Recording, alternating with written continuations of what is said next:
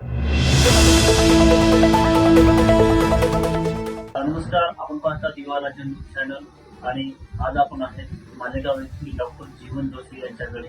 काल नुकतंच झालेल्या आयुष संघटनेनं त्यांची काही संपर्क वाढला होता की होमिओपॅथिक डॉक्टरांचा MCL मध्ये समावेश करू नका, की या वेगवेगळ्या त्यांच्या ज्या मागण्या होत्या त्या संदर्भात आपण आज होमिओपॅथिक डॉक्टर जीवन जोशी यांच्याकडे आलो आहोत. यांच्याकडून आपली प्रतिक्रिया जाणून घेऊ की हा संप कितपत योग्य आहे आणि त्यानंतर आपण होमिओपॅथिक डॉक्टर आहात तर आपल्या कोणत्या मागण्या आहेत आणि आपण त्यांना काय आपण करणार आहोत. नमस्कार, मी डॉक्टर जीवन देवीदासराव जोशी.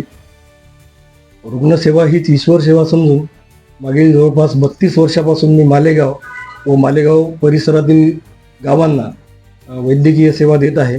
सर्वप्रथम मी आपले व आपल्या चॅनलचे तसेच सर्व पत्रकार बांधवांचे आभार मानतो की आपण अतिशय तळमळीनं आमचं जे मनोगत आहे ते समाजापर्यंत पोहोचवण्याचं काम करत आहे. आपल्याकडे प्रामुख्याने 4 उपचार पद्धती उपलब्ध आहेत, ज्याच्यामध्ये ॲलोपॅथी, आयुर्वेद, होमिओपॅथी आणि युनानी. त्यापैकी होमिओपॅथिक प्रॅक्टिशनर जे आहेत ते त्यांची जी लढाई आहे ती एका सन्मानाची लढाई म्हणून त्याकडे आपण पाहू शकतो. या उपचार पद्धतीमध्ये ग्रामीण भागामध्ये सेवा देत असताना होमिओपॅथिक डॉक्टरांना असंख्य अडचणींना सामोरं जावं लागतं, कारण साधन सुविधांचा अभाव असतो आणि तशा वेळी रात्री बेरात्री रुग्णांच्या वेळ प्रसंगी घरी जाऊन देखील त्यांना उपचार द्यावे लागतात. आणि हे करत असताना अतिशय अडचणींचा सामना करत त्यांना हे सगळं करावं लागतं. प्रत्येक वेळी शहरात जाऊन मोठ्या हॉस्पिटलमध्ये जाऊन ॲडव्हान्स रक्कम भरून रुग्णांना उपचार घेणं शक्य होत नाही. पैशाचा अभाव असतो, वेळेचा अभाव असतो आणि आजाराबद्दलचं अज्ञान देखील याला कारणीभूत असतं.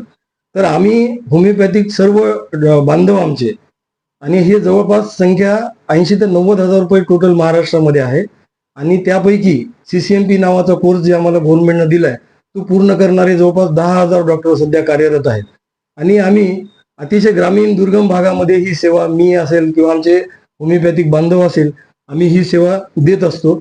अतिशय म्हणजे काय म्हणतो आपण त्याला, प्रयत्न करून आम्ही एक सन्मानानं वैद्यकीय सेवा देता यावी व कायद्याच्या चौकटीत बसता यावं यासाठी आम्ही कायदेशीर लढाई करून, आंदोलनं करून आम्ही CCMP नावाचा कोर्स आमच्याकडून शासनाकडून आमच्यासाठी मागून घेतला आणि शासनानं देखील एक योग्य प्रतिसाद देत त्याबद्दल आम्हाला CCMP नावाचा कोर्स आम्हाला दिला, ज्याच्यामध्ये आम्हाला तसं तर आम्ही अगोदरच वेल ट्रेंड आहोत की BHMS नावाची होमिओपॅथीची डिग्री घेत असताना आम्हाला ॲनाटॉमी, फिजिओलॉजी, आमचं रेपर्टरी, मॉडर्न मेडिसिन या सर्वांची परीक्षा देऊन आम्हाला उत्तीर्ण होऊनच मग आम्हाला पासिंग सर्टिफिकेट मिळत असतं.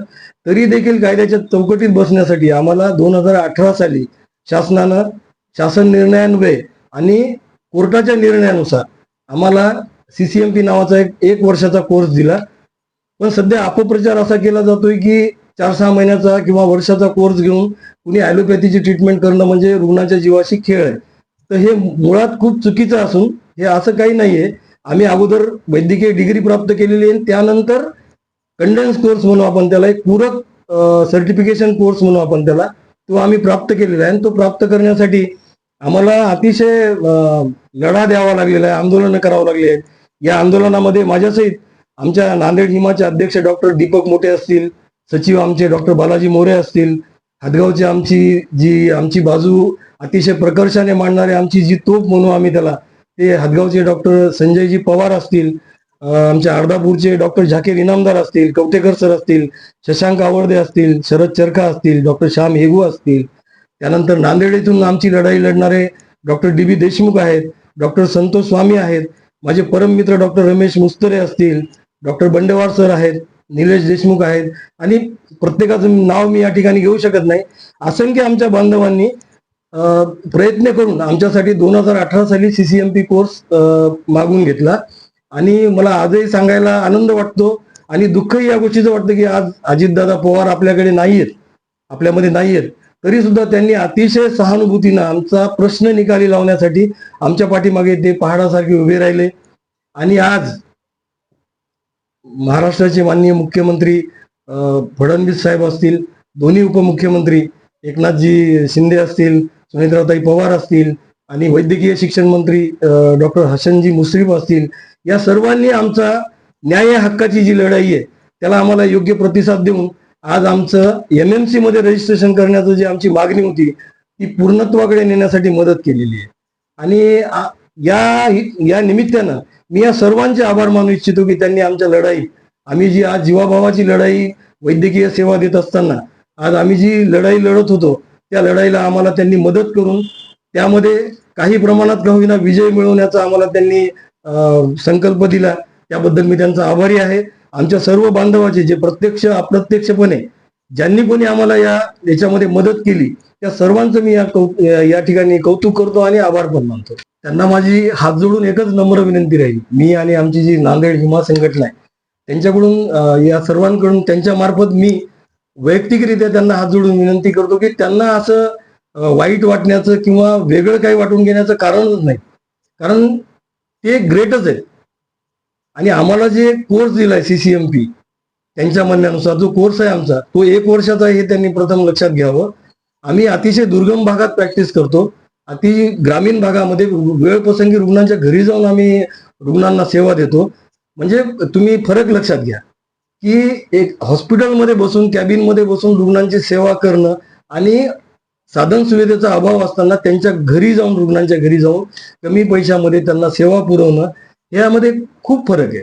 आणि हा फरक जर आपण लक्षात घेतला, त्यांनी देखील आमची लहान भावाप्रमाणे एक माझी विनंती राहील त्यांना की विचार करावा की हे कसे प्रॅक्टिस करत असतील. आम्हाला काय ICU करायचं नाही, त्यांनी आमच्याकडे काय म्हणतो आपण त्याला की व्यावसायिक प्रतिस्पर्धी म्हणून न पाहता त्यांनी एक लहान भाऊ आहेत आणि ग्रामीण आरोग्याचं महत्व त्यांनी लक्षात घ्यावं, रुग्णांचं हित लक्षात घ्यावं, समाजाचं हित लक्षात घ्यावं आणि आम्हाला सन्मानाने प्रॅक्टिस करण्याकरता महाराष्ट्र शासनानं आणि आदरणीय कोर्टानं जे काही दिलंय त्याचा त्यांनी सुद्धा मान ठेवावा, त्यांनी त्याचा सुद्धा आदर करावा.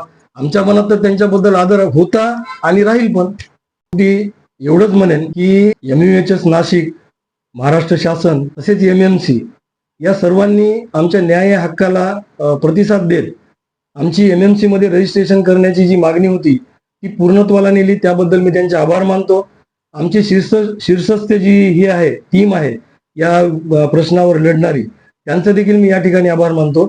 आणि सगळ्यात महत्वाचं म्हणजे माझे जे होमिओपॅथिक बांधव मागील 30-35 वर्षापासून या प्रश्नाच्या या उत्तराच्या प्रतीक्षेत होते, त्या सर्वांचं मी या निमित्तानं अभिनंदन करतो की आज त्यांच्या लढ्याला शासनानं यश दिले आणि MMC मध्ये जे रजिस्ट्रेशन मागणी होती त्याचा मार्ग सुकर झाला.